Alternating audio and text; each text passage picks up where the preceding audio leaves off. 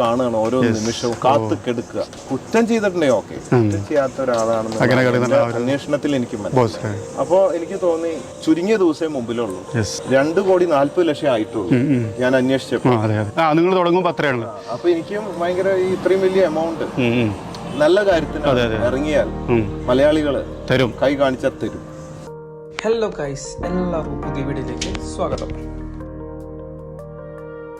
ബോച്ചൻ നമ്മുടെ നാട്ടിൽ കൊണ്ടുവന്ന ഈ ട്രക്ക് ഒരുപാട് ഓളം ഉണ്ടാക്കിയത് നിങ്ങൾ ഓർക്കുന്നില്ലേ?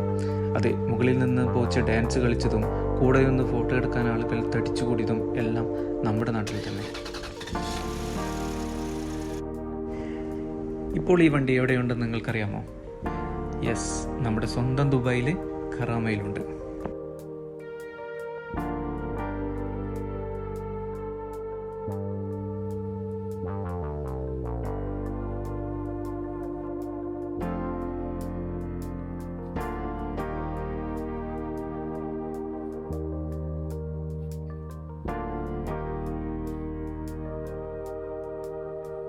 എനിക്ക് തോന്നുന്നു ദുബായിൽ തിരിച്ചെത്തിയതിനു ശേഷം വെറുതെ കിടക്കുകയാണ് നമ്മുടെ പ്രിയ താരം.